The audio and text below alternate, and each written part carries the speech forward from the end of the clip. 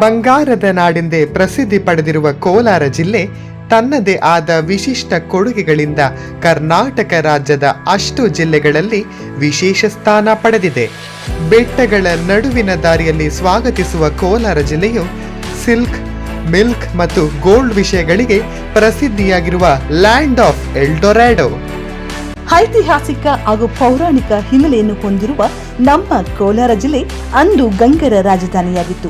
ಇಷ್ಟೇ ಅಲ್ಲದೆ ಎಂದು ಭತ್ತದ ಅಂತರಗಂಗೆ, ಬಂಗಾರದ ಕವಚ ತೊಟ್ಟಿರುವ ಬಂಗಾರು ತಿರುಪತಿ, ತಿರುಮಲದ ತಿರುಪತಿಯಷ್ಟೇ ಪ್ರಸಿದ್ಧಿ ಹೊಂದಿರುವ ಕರ್ನಾಟಕದ ಚಿಕ್ಕ ತಿರುಪತಿ, ರಾಜ್ಯದ ಮೂಲೆ ಮೂಲೆಗಳಿಂದ ಭಕ್ತಾದಿಗಳನ್ನು ಆಕರ್ಷಿಸುವ ಮುಳುಬಾಗಿಲು ವೀರಾಂಜನೇಯ ಸ್ವಾಮಿ ದೇವಸ್ಥಾನ, ಹಸಿರು ಬೆಟ್ಟಗಳ ನಡುವೆ ನೆಲೆಸಿರುವಂತಹ ಕುರುಡುಮಲೆ ಗಣೇಶ ದೇವಸ್ಥಾನ, ಜಿಲ್ಲೆಗೆ ಹೆಸರು ಕೊಟ್ಟು ಜನರ ಕಷ್ಟಗಳನ್ನು ಪರಿಹರಿಸುತ್ತಿರುವ ಕೋಲಾರಮ್ಮನ ದೇವಸ್ಥಾನ, ಶಿಲ್ಪಿಗಳ ಕೆತ್ತನೆಗೆ ಪ್ರಸಿದ್ಧಿ ಹೊಂದಿರುವ ಸೋಮೇಶ್ವರ ದೇವಾಲಯ, ಬೆರಳಿನ ದಂತಕಥೆಗೆ ಹೆಸರುವಾಸಿಯಾಗಿರುವ ಸೀತಿ ಬೆಟ್ಟ, ಕೋಟಿ ಲಿಂಗಗಳನ್ನು ಮಡಿಲಿನಲ್ಲಿ ಹೊತ್ತಿರುವ ಕೋಟಿಲಿಂಗೇಶ್ವರ ದೇವಸ್ಥಾನ, ರೈತರಿಗೆ ಬೆನ್ನೆಲುಬಾಗಿರುವಂಥ ಯರಗೋಳ್ ಡ್ಯಾಂ, 120ಕ್ಕೂ ಹೆಚ್ಚು ಕೆರೆಗಳಿಗೆ ಜೀವ ಕೊಟ್ಟಂತಹ ಕೆಸಿ ವ್ಯಾಲಿ,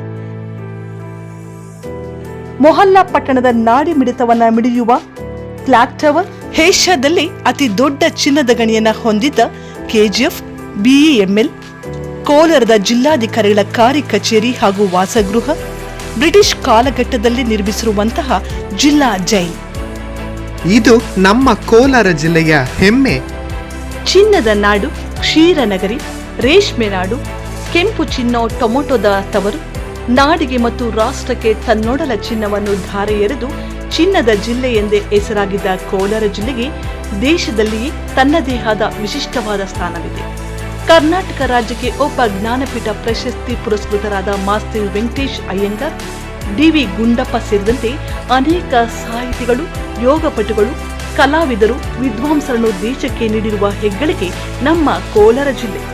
ಅದರಲ್ಲಿಯೂ ರಾಜ್ಯಕ್ಕೆ ಮೊದಲನೇ ಮುಖ್ಯಮಂತ್ರಿ ಕೆ.ಸಿ. ರೆಡ್ಡಿ ಅವರನ್ನು ನೀಡಿದ ಹೆಮ್ಮೆ ನಮ್ಮದು. ವಾಣಿಜ್ಯ, ವಿಜ್ಞಾನ, ಕಲೆ ಸೇರಿದಂತೆ ಇನ್ನೂ ಅನೇಕ ಕ್ಷೇತ್ರಗಳಲ್ಲಿ ತಮ್ಮದೇ ಆದ ಛಾಪು ಮೂಡಿಸುತ್ತಾ ಬಂದಿದೆ ನಮ್ಮ ಕೋಲಾರ ಜಿಲ್ಲೆ.